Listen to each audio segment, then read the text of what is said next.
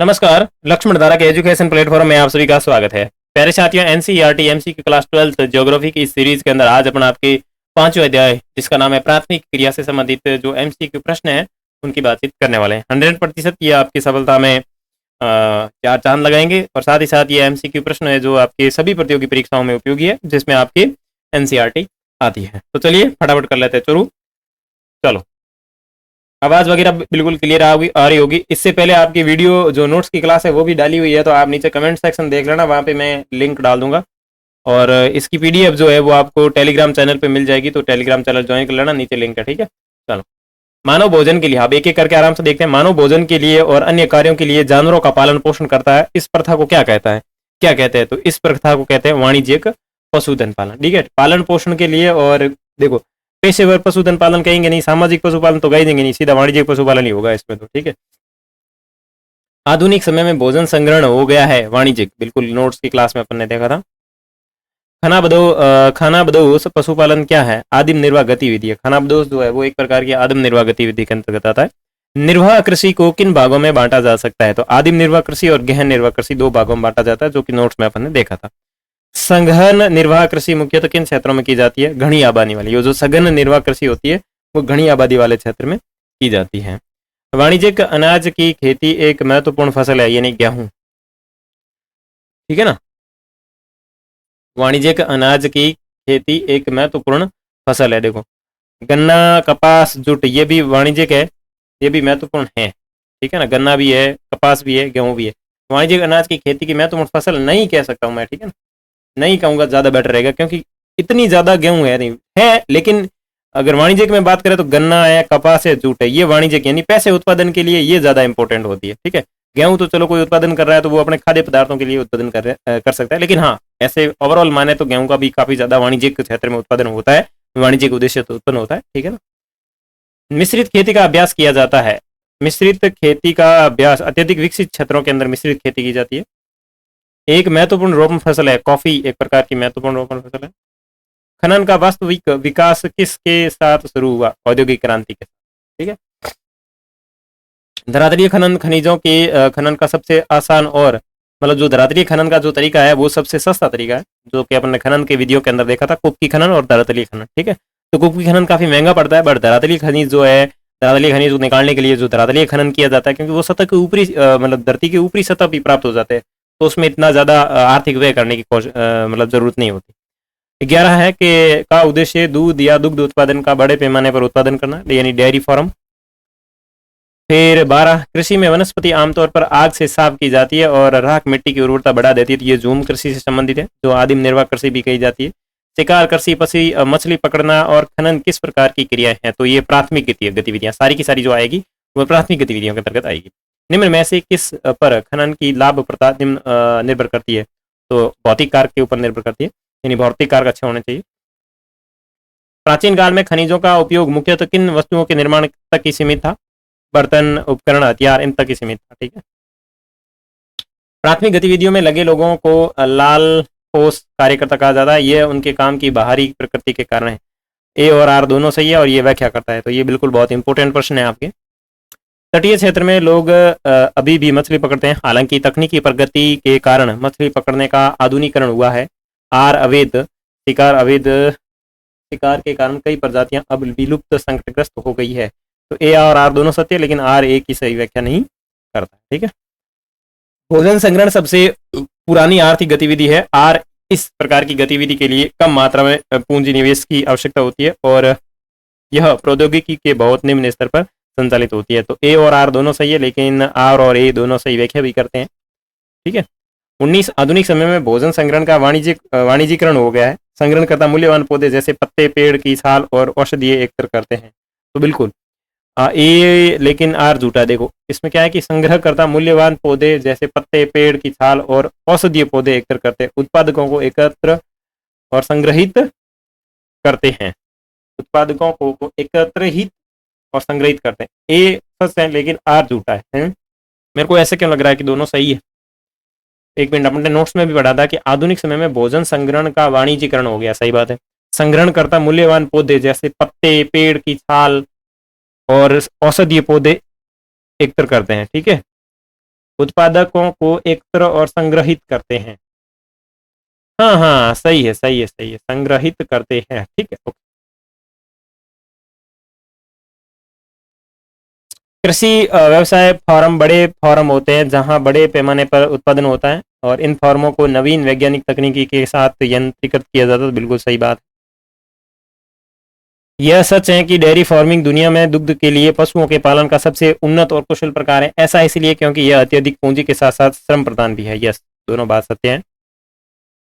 खानाबदोश पशुपालन और देहाती खानाबदोश भी कहा जाता है। यह मूल रूप से एक आधुनिक गहन विधि है। ये सही है, लेकिन आधुनिक विधि नहीं है, आर तो बिल्कुल झूठा हो जाएगा।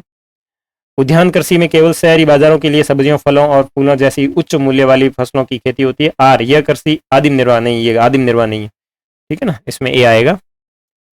अगर आपने नोट्स की क्लास नहीं देखी है तो एक बार नोट्स की क्लास देख लेना। वीडियो कमेंट सेक्शन जो है, मतलब उसका वीडियो जो है कमेंट सेक्शन के अंदर मिल जाएगा, या फिर आप लक्ष्मण दादा के यूट्यूब चैनल को सब्सक्राइब करके प्ले लिस्ट में जाकर के भी देख सकते हैं, ठीक है। किसानों को एक समूह अधिक कुशल और लाभप्रद मतलब लाभदायक खेती के लिए स्वेच्छा से अपने संसाधनों को जमा करके एक सहकारी समिति बनाता है, और सहकारी समिति किसानों की मदद करती है। खेती के सभी महत्वपूर्ण जो भी होते हैं औजार वगैरह वो प्रदान करती है। तो आर और ए सही है, और दोनों सही व्याख्या करते हैं, ठीक है। चलो, भूमध्य सागरीय कृषि का वह प्रकार है जो भूमध्य सागर के आसपास के क्षेत्रों में की जाती है, और इन क्षेत्रों में मुख्य रूप से अंगूर, जैतून और अन्य नकदी फसलों की खेती की जाती है। हाँ, बिल्कुल सही बात, ठीक। और मदिरा भी बढ़ाई जाती है, जो कि अपन ने नोट्स की क्लास में देखा था। सामूहिक खेती तब होती है जब सामूहिक श्रम होता है और उत्पादन के साधनों का सामाजिक स्वामित्व होता है। सामूहिक खेती में सभी कृषि लागत धनी जमींदारों द्वारा प्रदान की जाती है। नहीं, धनी ऐसा कुछ नहीं है, सबका समूह होता है। तो ए सही है, आर झूठा है, ठीक है। व्यवसायिक पशुपालन खानाबदोश पशुपालन के बिल्कुल विपरीत है। यह अधिक संगठित और पूंजी प्रदान है। तो यस, ये दोनों बात इसमें सत्य है। इनमें से कौन सी एक वृक्षारोपण फसल नहीं है? मतलब रोपण फसल नहीं है। तो गेहूं रोपण फसल नहीं है, गन्ना, कॉफी ये सब रोपण फसल। फसल उगाना क्या कहलाता है? तो फ्लोरिकल्चर कहलाता है, ठीक है। यूरोपीय उपनिवेशवादियों द्वारा किस प्रकार की कृषि को विकसित किया गया? तो वृक्षारोपण जो कृषि है, यानी रोपण कृषि है, उसको विकसित किया गया, ठीक है। इनमें से किस देश में सहकारी खेती सबसे अधिक सफल रही? तो डेनमार्क के अंदर रही थी, जो भी अपन ने नोट्स में देखा था। और इनमें से कौन मोनोकल्चर का पालन नहीं करता? ठीक है, तो ये आपके मिश्रित है। निम्न में से कौन सा स्लेश एंड बर्न कृषि का दूसरा नाम है? तो ये इसमें दूसरा नाम नहीं है। देखो, झूमिंग है, मिल्पा है, लद्दाख है, ठीक है। कल कॉल खोजी, हाँ यस, ये एक प्रकार से आपके संयुक्त राज्य अमेरिका में जो सॉरी ये कौन सा था? सोवियत संघ, ठीक है, सोवियत संघ से संबंधित हो जाएगा ये। तो इसने पूछा कि कौन सा नाम नहीं है, तो झूमिंग है, मिल्पा है, लद्दाख है, लेकिन ये डी वाला। 34, वाणिज्यिक डेयरी फार्मिंग का सबसे बड़ा क्षेत्र कहाँ पे है? तो उत्तरी और पश्चिमी यूरोप के अंदर है। अंगूर की खेती को विटीकल्चर कहा जाता है। प्राथमिक गतिविधि नहीं है। कौन सा प्राथमिक गतिविधि? देखो, वाहन की मत्स्य पालन शिकार प्राथमिक गतिविधि, बिल्कुल बीज निर्माण है जो आपकी प्राथमिक गतिविधि से संबंधित नहीं है, ठीक है। निम्नलिखित में से कौन सा जानवर सहारा में नहीं पाया जाता? तो प्लेटिप्स जो है वो आपके यहाँ पे नहीं पाला जाता। च्युइंगम गम बनाने के लिए मिलाए गए फ्लेवर के अलावा और क्या प्रयोग किया जाता है? चिले जो होता है इसमें प्रयोग किया जाता है। डेनमार्क किसके लिए प्रसिद्ध है? तो डेयरी कृषि के लिए प्रसिद्ध है। निम्नलिखित कथनों पर विचार कीजिए। मिश्रित, निम्नलिखित जो कथन दिए उनके ऊपर अपने को एक एक बात करनी है कि मिश्रित कृषि विश्व के अल्प विकसित भागों में की जाती है, ओके। और विस्तृत वाणिज्यिक मुख्य रूप से यूरेशिया के स्टेप से उत्तरी और अमेरिका के पेरिस, ठीक है। चारे की फसल मिश्रित कृषि के मुख्य घटक। देखो, इसमें पूछा कौन सा कथन सही नहीं है, तो देखो दूसरा सही है, तीसरा सही है, लेकिन पहला जो है वो सही है। देखो, मिश्रित कृषि जो है विश्व के अल्प विकसित भागों में नहीं की जाती। जो विकसित क्षेत्र है, यानी जो विकसित कंट्री है, उन भागों में की जाती है, यानी विकसित जो क्षेत्र है वहां पे ये की जाती है। तो इसमें आपकी हो जाएगी, ठीक है। नेक्स्ट, निम्नलिखित में से कौन सा एकल कृषि नहीं है? निम्नलिखित में से कौन सी एकल कृषि नहीं है? तो कौन सी जो है एकल कृषि नहीं है? देखो, डेयरी एकल कृषि है, रोपण एकल कृषि है, सामूहिक एकल कृषि है, ठीक है। मिश्रित जो है वो एकल कृषि नहीं है। तो इसमें आपका जो राइट होगा वो डी ऑप्शन राइट होगा, ठीक है। निम्नलिखित कथनों पर विचार कीजिए, ठीक है। सामूहिक कृषि सामूहिक कृषि सोवियत संघ की समाजवादी सरकार द्वारा प्रारंभ की गई। यस। भूमिगत खनन को विवृत खनन भी कहा जाता है, ओके। भूमिगत अयस्कों को बाहर निकालने के लिए कुप्की खनन विधि का प्रयोग किया जाता है। इसमें से कौन से कथन सही है? देखो, पहला और तीसरा सही है, ठीक है। भूमिगत खनन को विवृत खनन कहा जाता नहीं, भूमिगत खनन को विवृत खनन नहीं कहा जाता, ठीक है। कौन सा कथन सही है, तो 1 और 3 सही है, ठीक है, तो 1 और 3 सही है। तो भूमिगत खनन होता है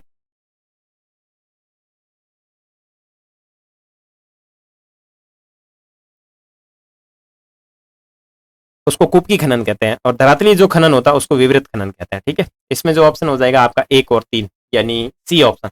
ओके, तो यहाँ इसने भूमिगत की जगह अगर इसने दे दिया होता आपके कूपकी खनन, तो हो जाता है विवृत खनन जो है वो आपके उसमें चला जाएगा, ठीक है। सहकारी कृषि परीक्षण विश्व के किस देश में सर्वाधिक सफल रहा, तो ये डेनमार्क में रहा था।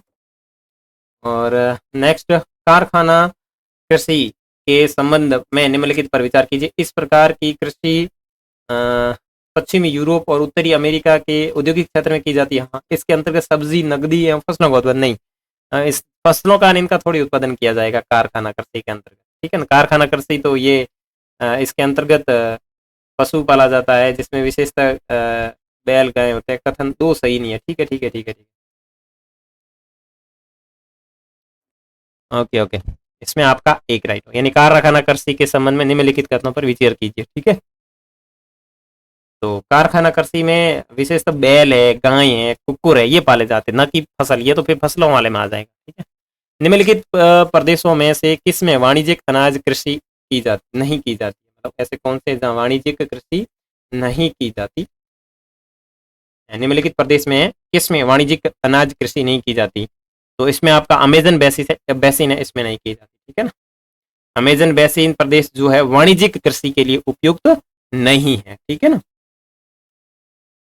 चलो आगे, कॉलखोज का संबंध किस प्रकार की कृषि से है, तो ये आपकी सामूहिक कृषि से है, और आपको पता होगा सामूहिक कृषि को सोवियत संघ के अंदर कॉलखोज का नाम दिया जाता है। 47, सहकारी कृषि के संदर्भ में निम्नलिखित कथनों पर विचार कीजिए। तो सहकारी कृषि के संदर्भ में निम्नलिखित कथनों पर विचार करने और कौन सा सही नहीं है वो बताना है। तो ये कर्तन या अध्ययन कृषि भी कहलाती है, नहीं ये नहीं कहलाती। इसमें व्यक्तिगत फॉर्म अक्षुण्ण रहते हैं, वे सरकारी रूप में कृषि की जाती है, यस। तो ये तो सत्य, लेकिन अपने को पूछा कि कौन सा सत्य नहीं है, तो ये जो है सत्य नहीं है, इसमें आपका हो जाएगा केवल ए, ठीक है। चलो आगे है, ट्रक कृषि का संबंध निम्नलिखित में से किस एक से है, यानी ट्रक कृषि का संबंध किससे है, तो ये जो है केवल सब्जियों का उत्पादन करने वाले प्रदेश से है, ठीक है ना। इसमें ट्रक कृषि उसे कहते हैं कि भाई सब्जियां वगैरह होती है, उनको बाजार तक जल्दी से जल्दी पहुंचा सके, इसलिए उसको ट्रक कृषि का नाम दिया जाता है, ठीक है। निम्नलिखित कथनों पर विचार कीजिए। प्राथमिक क्रियाएं प्रत्यक्ष रूप से पर्यावरण पर निर्भर है, यस ये बात सत्य है, प्राथमिक क्रियाएं हमेशा पर्यावरण के ऊपर निर्भर रहती है। द्वितीय क्रियाओं के अंतर्गत परिवहन तथा अन्य क्षेत्र शामिल होते हैं, क्या ये बात सत्य है, नहीं। द्वितीय क्रियाओं के अंतर्गत आपके ये शामिल नहीं होगी, द्वितीय क्रिया के अंतर्गत शामिल नहीं है, तो कथन 2 गलत है, कथन 1 सही है। तो पूछा कौन सा सही है, तो इसमें हो जाएगा ए, ठीक है। विस्तृत अनाज कृषि के संदर्भ में निम्नलिखित कथनों पर विचार करें, और यह कृषि मध्य अक्षांशों के आंतरिक अर्ध शुष्क क्षेत्रों में की जाती है, और इस यह मतलब मुख्य चावल की फसल है। विस्तृत अनाज कृषि नहीं, ये सही है, एक तो सही है। दूसरा क्या है कि इसकी मुख्य फसल अनाज, नहीं नहीं नहीं, मुख्य फसल अनाज ऐसा कुछ नहीं है, इसकी मुख्य फसल गेहूं है, ठीक है ना। विस्तृत कृषि जो है वो गेहूं है, ठीक है। तो दूसरा गलत है, तो इसमें आ जाएगा 1 सही, यानी सही पूछा है तो केवल 1, ठीक है। 51, गहन निर्वाह कृषि निम्नलिखित में से विश्व के किस क्षेत्र में की जाती है, तो गहन निर्वाह जो कृषि है वो आपके एशिया के घने बचे हुए क्षेत्र है, वहां की जाती है, जो कि अपन ने नोट्स में पढ़ा था, ठीक है। कृषि के प्रमुख प्रणालियों के संदर्भ में निम्नलिखित कथनों पर विचार कीजिए। निर्वाह कृषि में कृषि क्षेत्र में रहने वाले लोग पूर्णतः कृषि से होने वाली आय पर निर्भर नहीं रहते, ठीक है, ओके। आदिकालीन निर्वाह कृषि शीतोष्ण कटिबंध क्षेत्र में की जाती है, ओके। आदिकालीन निर्वाह कृषि मलेशिया व इंडोनेशिया में मिल्पा कहलाती है। उपयुक्त कथनों में से कौन सा कथन सही नहीं है, देखो मिल्पा आपके मिल्पा तो अमेरिका और मैक्सिको के अंदर कहा जाता है ना। तो पहला भी गलत है, दूसरा भी गलत है, और तीसरा भी गलत है। इसका मतलब इसमें आपके डी हो जाएगा, 1, 2 और 3, यानी तीनों के तीनों कथन गलत है, क्योंकि मिल्पा जो है वो आपके मध्य अमेरिका और मैक्सिको में कहा जाता है। मलेशिया और इंडोनेशिया में तो आदिकालीन जो कृषि है उसको लदांग कहा जाता है। तो ये तीनों कथन गलत है, ठीक है। तो 52 में डी राइट हो जाएगा। खट्टे फलों की कृषि निम्नलिखित में से किस प्रकार की कृषि के अंतर्गत आती है, तो बिल्कुल सही है, अपन ने पढ़ा था भूमध्य सागरीय कृषि। और यहाँ पे जो अच्छी क्वालिटी के अंगूर होते हैं उनसे मदिरा बनाई जाती है, और बाकी जो पीछे बचते हैं उनसे किशमिश वगैरह ऐसा कुछ तैयार किया जाता है, ठीक है। उसके बाद में है 54, डेयरी कृषि के संदर्भ में निम्नलिखित कथनों पर विचार करें। ठीक है, और कौन सा सही नहीं है वो बताना है। सही नहीं है वो सही है वो बताना। ओके ओके, डेयरी कथनों पर विचार करें और कौन सा सही है वो बताना है। तो देखो, डेयरी कृषि का कार्य नगरीय एवं औद्योगिक केंद्रों के समीप किया जाना चाहिए। यस, इसमें अधिक पूंजी की आवश्यकता नहीं होती। बिल्कुल होती है, गलत बात है। वाणिज्यिक कृषि डेयरी कृषि का सबसे बड़ा प्रदेश उत्तरी पश्चिमी यूरोप का क्षेत्र है। यस, तो इसमें आपके सी ऑप्शन जो है वो राइट हो जाएगा। ठीक है, आगे है 55, निम्नलिखित कथनों पर विचार कीजिए। ठीक है, भारत में सिंधु गंगा के मैदान के पश्चिम भाग में मुख्यतः चावल की खेती की जाती है। नहीं, ये बात।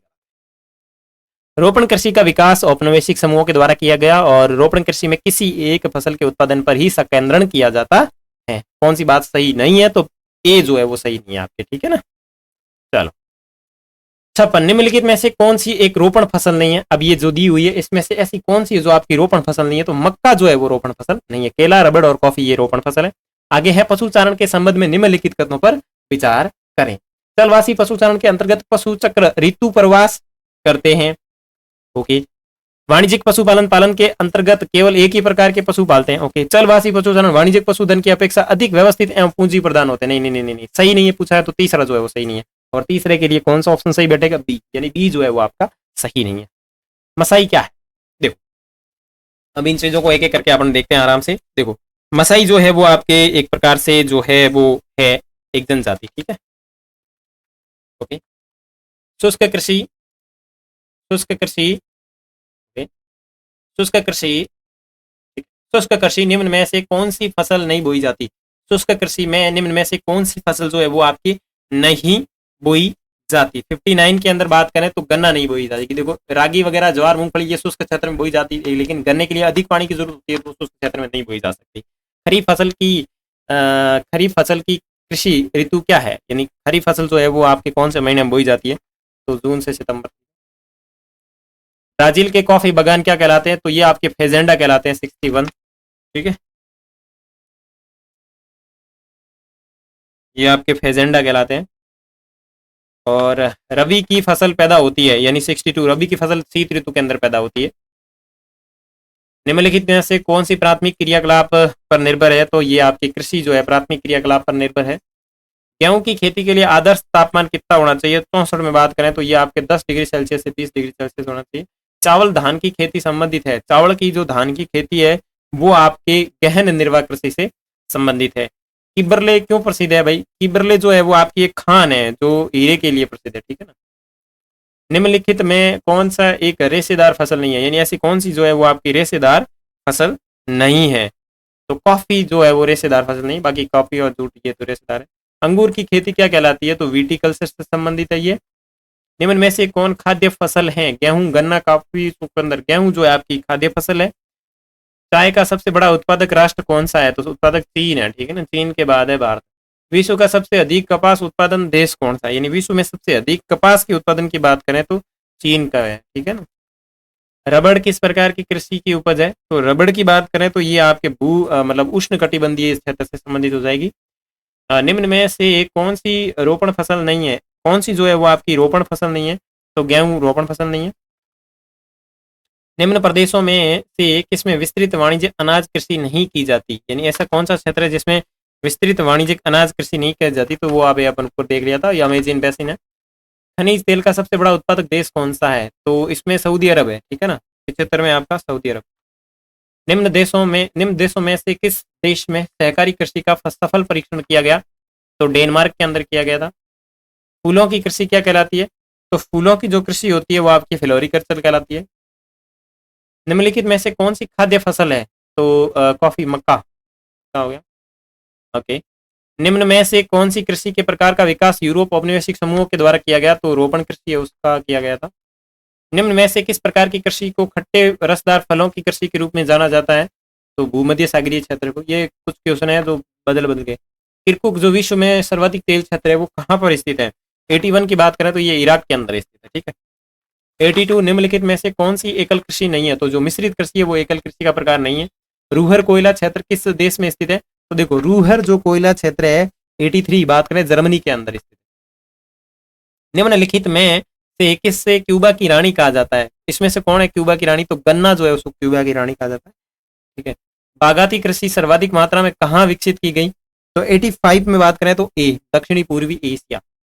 निम्नलिखित में कौन लो अयस्क की किस्म नहीं है? कौन सी जो है वो लो अयस्क की किस्म नहीं है, यानी लो अयस्क का प्रकार नहीं है? तो 86 लिग्नाइट, ये जो है वो आपके कोयले का प्रकार। मौसम में मैसामी श्रेणी का संबंध किससे है? तो 88 में बात करें तो ये आपके लो अयस्क से संबंधित है। गहन निर्वाह कृषि कृषि जो है वो प्रचलित है। 89 में बात करें तो आपके ये चीन के अंदर प्रचलित है। विश्व में तांबा अयस्क का सबसे बड़ा उत्पादक राष्ट्र कौन सा है? चिली जो है वो सबसे बड़ा तांबा उत्पादक राष्ट्र है। सर्वोत्तम किस्म का कोयला कौन सा है, यानी सबसे बेस्ट क्वालिटी का जो कोयला है वो कौन सा है?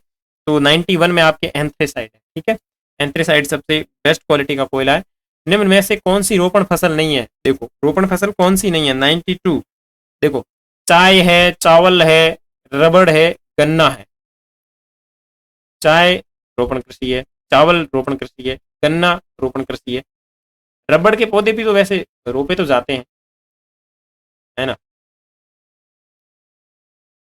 ऊपर 1 मिनट अभी प्रश्न आया था एक, रबड़ रबड़ रबड़ रबड़, आया नहीं था क्या अभी? चलो छोड़ो।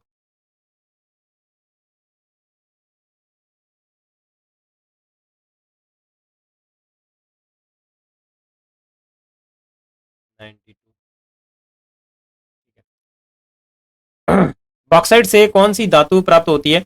बॉक्साइट से अगर बात करें कौन सी धातु प्राप्त होती है तो 93 में आपका बी सही हो जाएगा, एल्यूमिनियम प्राप्त होता है। ठीक है, निम्न में से कौन बागाती कृषि नहीं है, यानी कौन सी ऐसी खेती है जो बागाती कृषि नहीं है, बागवान में नहीं उगाई जाती? तो रबड़ है, चाय है, गन्ने के बागान होते हैं, लेकिन डी डी जो है मक्का है, वो उसमें रबड़ सही मान लेना। ठीक है, आप रबड़ राइट है।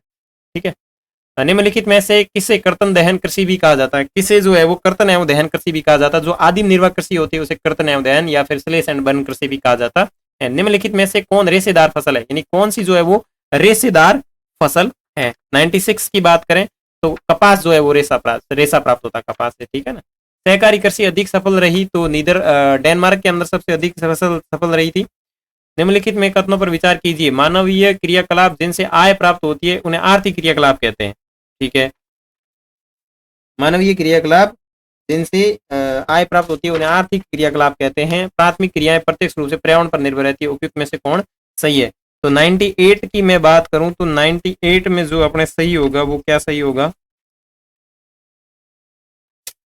97, 98, तो दोनों कथन इसमें सही है। 99, निम्नलिखित कथनों पर विचार कीजिए। आखेट संग्रहण, देखो निम्नलिखित कथनों पर विचार कीजिए। आखेट संग्रहण, पशु चारण, मछली पकड़ना, वानिकी, खनन, कथन, उपयुक्त में से कौन सी प्राथमिक क्रियाएं? तो प्राथमिक क्रियाएं कौन कौन सी हो जाएगी? प्राथमिक क्रियाएं हैं जो आपकी हो जाएगी डी, आखेट, पशु चारण, मछली पकड़ना, सब डायरेक्ट प्रत्यक्ष संबंधित है। तो ये आपके इसमें राइट जो ऑप्शन होगा 99 के अंदर आपका जो ऑप्शन राइट होगा वो होगा 1, 2, 3, 4 और 5। तो इसमें जो आपका ऑप्शन राइट होगा वो हो जाएगा डी, डी ऑप्शन राइट होगा। ठीक है, डी फॉर डॉग। निम्नलिखित कथनों पर विचार कीजिए। प्राथमिक कार्यकलाप करने वाले लोगों को ब्राउन कॉलर श्रमिक कहा जाता है। च्युइंगम का चिक्कल जयपुर वृक्ष से के दूध से बनाया जाता है। तो कौन सा सही है? तो 100 में बात करें तो केवल दूसरा ही सही है। ठीक है ना, उसे कहते हैं बी। निम्नलिखित कथनों पर विचार कीजिए। आदिमकालीन समाज जंगली पशुओं पर निर्भर था। प्राचीन काल के आखेट पत्थर या लकड़ी के बने औजारों का, तीर इत्यादि का इस्तेमाल करते थे। अवैध शिकार के कारण जीवों की कई प्रजातियां या तो विलुप्त हो गई या फिर संकट में चली गई थी। तो 101 की बात करें तो इसमें आपके डी राइट होगा, सारे के सारे सही है। निम्नलिखित पर विचार करें। अमेजन बेसिन, उष्णकटिबंधीय अफ्रीका, उत्तरी कनाडा, उत्तरी यूरेशिया और उत्तरी चिली उपयुक्त में से विश्व के क्षेत्रों में भोजन संग्रहण किया जाता है, यानी किन क्षेत्रों में भोजन का संग्रहण किया जाता है? तो संग्रहण क्षेत्र कौन कौन से हैं? तो आपके 2, 3, 4 और 5। ठीक है, निम्नलिखित कथनों पर विचार कीजिए। आधुनिक समय के भोजन संग्रहण पूरी तरह से बाजार उन्मुख है। आदिमकालीन समाजों ने अपनी जरूरतों को पूरा करने के लिए पौधों और जानवरों दोनों का संग्रहण किया था। उपयुक्त में से कौन सा कथन सही है? तो 104 की बात करें तो इसमें केवल और केवल आपका जो बी है वो राइट होगा। निम्नलिखित कथनों पर विचार कीजिए। पेड़ों के तने से कुनैन, छाल, रस और कॉर्क प्राप्त होते हैं। पेड़ों की छाल से रबड़, बलाटा, गोंद, रोल आदि प्राप्त होते हैं। तो कौन सा इसमें से सही है? 105 की बात करें तो ना तो डी और ना एक और दो दोनों ही गलत है। इसमें पेड़ों के तने से ये इस तरीके से दिया हुआ गलत है। 106 की बात करें तो निम्नलिखित कथनों पर विचार करें। चलवासी पशुचारण का प्राचीन जीवन निर्वाह पशुपालन और कृषि पर निर्भर रहा है। ठीक है, इसके अंतर्गत पशुपालक अपने पशु के साथ एक स्थान से दूसरे स्थान पर जाते थे। तो 106 की बात करें तो इसमें बी राइट हो जाएगा, केवल और केवल दो। ठीक है, आगे 107 निम्नलिखित कथनों पर विचार कीजिए। उष्ण कटिबंधीय अफ्रीकी मवेशी, एंडीज लामा, तिब्बत याक, सहारा रेगिस्तान में भेड़, उपयुक्त में से कौन सा है वो सही ढंग से मेल नहीं खाता है? तो 107 के अंदर आपके डी यानी सही मेल नहीं खाता है। तो ये सारे के सारे ठीक है। एक मिनट मैं पानी पी लेता हूँ, तब तक आप भी पानी पी लीजिए।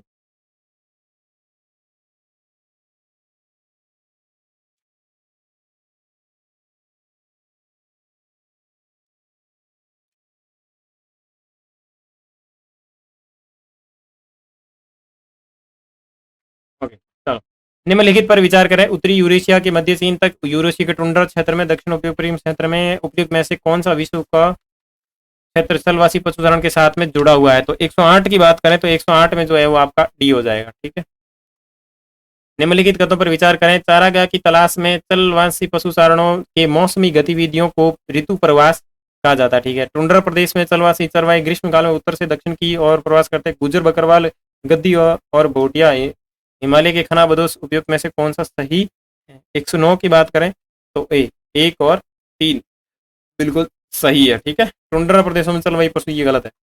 110 पशुओं का विलुप्त होना, राजनीतिक सीमाओं का अधिरोपण, कई देशों द्वारा नई बस्तियों के योजना बनाना, नगरीकरण उपयुक्त में से कौन चलवासी पशुचारकों की संख्या में कमी का कारण है? तो इसमें से कौन सा तो कमी का कारण है? 110 की बात करें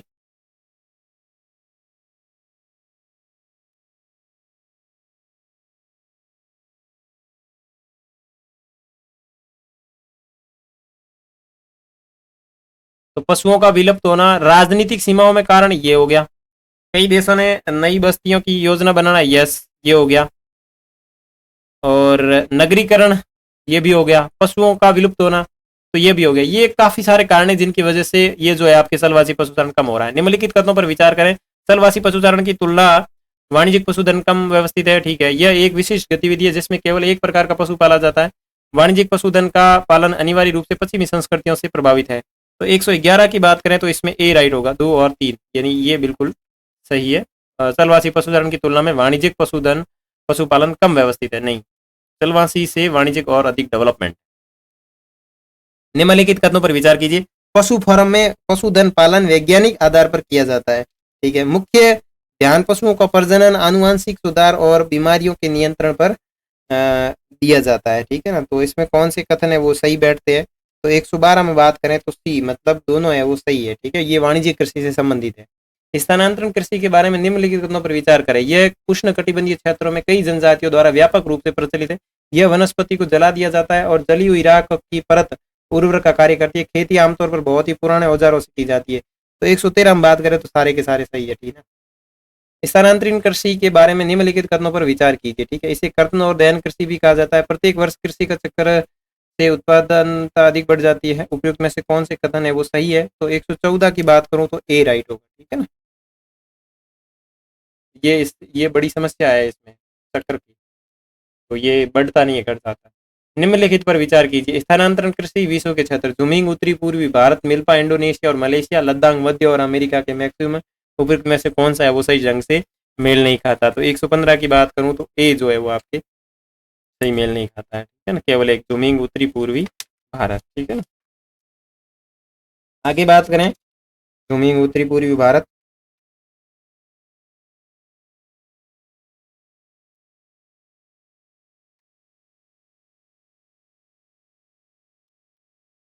ओके,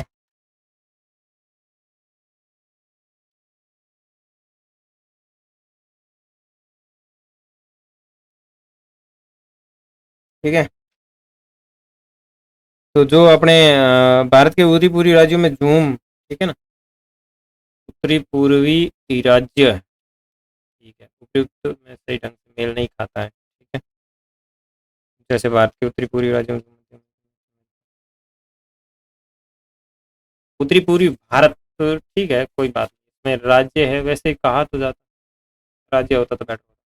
ठीक है, आगे है चावल प्रधान गहन निर्वाह कृषि के बारे में निम्नलिखित कथनों पर विचार कीजिए। ये काफी हद तक मानसून एशिया के घने बचे क्षेत्रों में की जाती है। प्रति इकाई उत्पादन अधिक होता है लेकिन प्रति कृषक उत्पादन कम होता है। इसके अंतर्गत खेतों का आकार बहुत बड़ा होता है। कृषि कार्य में कृषक का संपूर्ण परिवार लगा रहता है। उपयुक्त कथनों में से कौन सा कथन सही है? 116 की बात करें तो इसमें जो है वो आपके पहला राइट है, दूसरा राइट है और चौथा राइट है, ठीक है ना। ये जो है वो इससे संबंधित सही राइट, ठीक है। आगे बात करें, निम्नलिखित कथनों पर विचार कीजिए। कॉफी, कोको, ताड़, गन्ना, केला उपयुक्त में से कौन से रोपण के अंतर्गत आते हैं? तो इसमें ये सारे के सारे आपके रोपण में आएंगे, ठीक है ना। रोपण कृषि की बात करें तो फसल में बात करें तो चाय है, कॉफी है, कोको है, रबड़ है। देखो पीछे वहां ऑप्शन के अंदर अपन रबड़ को लेकर चर्चा कर रहे हैं, तो रबड़ आपकी इसमें आएगा, रोपण कृषि के अंतर्गत आएगा। रबड़ है, कपास है, ताड़ है, गन्ना है, केला है, अनानास है, ये सारे के सारे रोपण कृषि में आएंगे। निम्नलिखित कथनों पर विचार कीजिए। कृषि के वैज्ञानिक तरीके, देखो कृषि के वैज्ञानिक तरीके, एक फसली विशेषज्ञता, अधिक पूंजी निवेशता, सस्ते श्रम, उपयुक्त में से कौन से वृक्षारोपण कृषि की मुख्य विशेषताएं हैं? तो ये बिल्कुल सही, सारी की सारी ये विशेषताएं वृक्षारोपण के लिए इंपॉर्टेंट है। निम्नलिखित कथनों पर विचार कीजिए। इंडोनेशिया के घने कृषि घने गन्ने की कृषि पर फ्रांसीसियों का एकाधिकार था, ठीक है। और डसों ने पश्चिमी अफ्रीका में कोको के पौध भी लगाई थी। तो इसमें बात करें तो डी, ना तो एक सही है और ना दो सही है, ठीक है। तो क्या सही है? तो देखो जो फ्रांसीसियों ने पश्चिमी अफ्रीका में कोको की और काफी पौधे भी लगाए थे, और इंडोनेशिया में एक बार उन्होंने गन्ने के पौधे लगाए थे जिनके ऊपर डचों का अधिकार है, ठीक है। निम्नलिखित कथनों पर विचार कीजिए। ब्रिटिश द्वारा प्रस्तुत रोपण फसल देश, ठीक है, चाय के बागान भारत और श्रीलंका में, क्या ये बात सत्य है? ओके। गन्ना और केले की बात करें तो वेस्ट इंडीज, और रबड़ की बात करें तो मलेशिया। ये तीनों बात सत्य है, तो इसमें आएगा डी, ठीक है। आगे बात करें प्रश्न संख्या 122। स्पेन एवं अमेरिका वासियों ने फिलीपींस में नारियल और गन्ने के बागान लगाए, ठीक है। ओके। ब्राजील में अभी भी कुछ कॉफी जिन्हें फेजेंडा कहा है और स्पेन के नियंत्रण वालों के अंतर्गत है। तो इसमें ऑप्शन पूछा है कि कौन सा सही है, तो ये सही होगा। वैसे ये बात तो सही है, फेजेंडा कहा जाता है, लेकिन जो है वो स्पेन वासियों के नियंत्रण में नहीं है, वो आपके यूरोप वासियों के नियंत्रण में, ठीक है ना। तो ये गलत है, ये सही। 123 की बात करें तो वाणिज्यिक अनाज कृषि के बारे में निम्नलिखित कथनों पर विचार करें। मध्य अक्षांश के अर्ध शुष्क प्रदेशों में इस प्रकार की कृषि की जाती है। कृषि के संपूर्ण कार्य यंत्रीकृत है और मुख्य फसल गेहूं है। उपयुक्त कथनों में से कौन सा सही है? तो यहां अगर बात करें तो आपका ऑप्शन जो है वो डी राइट होगा, बिल्कुल सारे के सारे सही है। निम्नलिखित पर विचार करें। कृषि और देश की बात करें, स्टेवी Eurasia, downs New Zealand, Canterbury Australia, pampas दक्षिण अफ्रीका, वेल्डस अर्जेंटीना, ठीक है। अब इसमें देखना है कि कौन सा जो है वो सही संबंधित है या नहीं है, सही सुमेलित नहीं है। तो इसमें आपका सही सुमेलित नहीं है सी। 2, 3, 4 और 5 जो है वो सही सुमेलित नहीं है। तो मैं आपको बता देता हूँ, यहाँ लिख देता हूँ, देखो आपके एक एक लिख देते हैं। यूरेशिया की बात करें तो यूरेशिया में है स्टेपी, ठीक है। कनाडा की बात करूं तो कनाडा में और अमेरिका में, प्लस अमेरिका, ठीक है ना, इसमें है आपका पेरी, ठीक है। अर्जेंटीना की बात करूं, अर्जेंटीना, ठीक है। अर्जेंटीना में बात करें तो अर्जेंटीना में पंपास, ठीक है। अर्जेंटीना कौन है? पंपास है। दक्षिण अफ्रीका की बात करें तो दक्षिण अफ्रीका में हो जाएगा आपके पेरी, ठीक है। और ऑस्ट्रेलिया की बात करें तो ऑस्ट्रेलिया में आपके हो जाएगा डाउन्स, ठीक है ना, डाउन्स हो जाएगा। और न्यूजीलैंड की बात करें तो न्यूजीलैंड में कैटेम्बरी हो जाएगा, ठीक है। न्यूजीलैंड में हो जाएगा कैटम्बरी, कैटरबरी,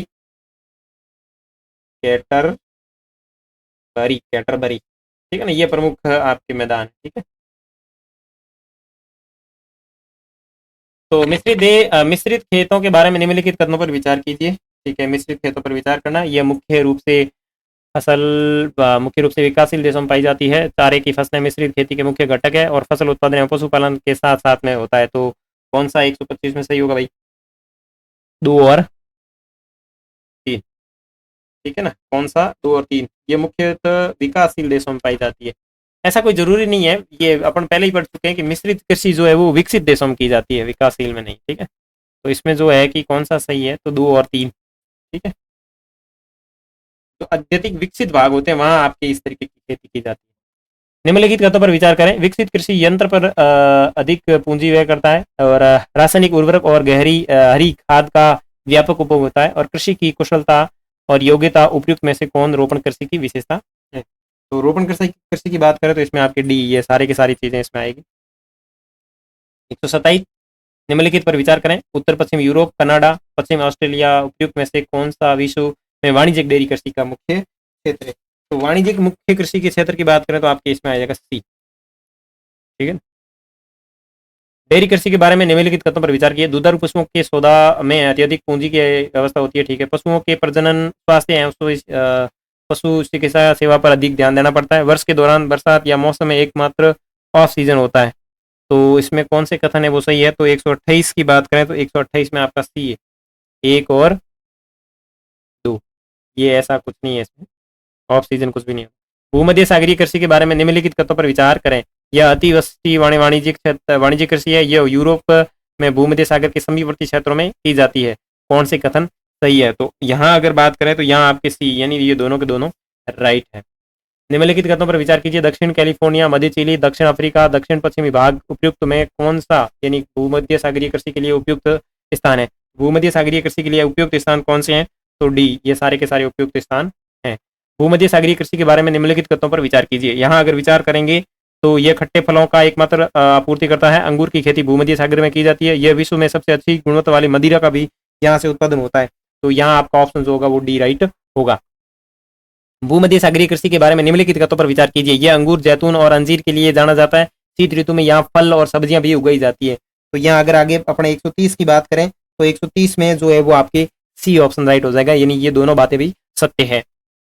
बाजार उद्यान कृषि के बारे में निम्नलिखित कथनों पर विचार कीजिए। ये केवल नगरीय बाजारों के लिए मुख्यतः उच्च मुद्रा वाली फसलों की खेती है। इसमें खेतों का आकार छोटा होता है और नगरीय केंद्र के पास ही स्थित होती है। तो यहाँ 131 के अंदर बात करें तो ये भी बिल्कुल सत्य बात है, यानी नगरीय खेती जो होती है आपके बाजार में या जिसे ट्रक कृषि भी कहा जाता है। निम्नलिखित कथनों पर विचार कीजिए। HYV बीज, उर्वरक, कीटनाशक और हरित गृह कृत्रिम ताप उपयुक्त तकनीकों विधियों में कौन सी बाजार उद्यान कृषि के और बागवानी के लिए आवश्यक है। ये जो विशेषताएं दी हुई है इसमें से कौन सी जो है वो आवश्यक है। तो बिल्कुल सारी की सारी आपके आवश्यक है। निम्नलिखित कथनों पर विचार करें। वे क्षेत्र जहां कृषक केवल फसलों के विशेषज्ञ होते हैं वह कृषि ट्रक फार्मिंग के रूप में जानी जाती है या जाना जाता है। ट्रक फार्म एवं बाजार के मध्य की दूरी तो जो एक ट्रक रात भर में तय करता है तो उसी दूरी को नियंत्रित किया जाता है। उपयुक्त में से कौन सा कथन सही है। तो ट्रक वाले की बात करें तो इसमें जो है वो आपका केवल और केवल बी राइट है। यहाँ से कृषक केवल फलों के विशेषज्ञ होता है, ऐसा कोई जरूरी। बाजार उद्यान कृषि और बागवानी के बारे में निम्नलिखित कथनों पर विचार कीजिए। ये संयुक्त राज्य अमेरिका के उत्तरी पूर्वी भाग और भूमध्य सागरीय प्रदेशों में अधिक विकसित है। नीदरलैंड बागवानी फसलों और फूलों विशेषज्ञ विशेष रूप से ट्यूलिप उत्पादन में विशिष्टीकरण रखता है। तो 134 के अंदर बात करें तो आपका राइट हो जाएगा सी, बिल्कुल सही है दोनों बातें।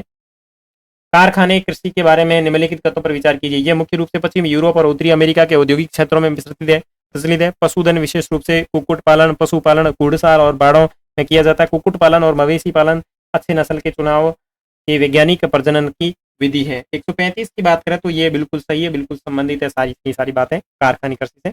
आगे बात करें सहकारी कृषि के बारे में निम्नलिखित कथनों पर विचार कीजिए।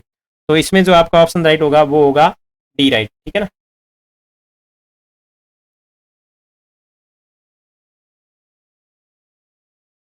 सामूहिक कृषि के बारे में निम्नलिखित कथनों पर विचार कीजिए। तत्कालीन सोवियत संघ में सामूहिक कृषि शुरू की गई थी। इसमें उत्पादन के साथ स्वामित्व संपूर्ण समाज और सामूहिक श्रम पर आधारित होता था। कृषक अपने सभी संसाधन जैसे भूमि, पशुधन, श्रम को इसमें मिला देते थे। तो ये सारी की सारी इस बातें आपके इसमें संबंधित है और ये डी राइट होगा।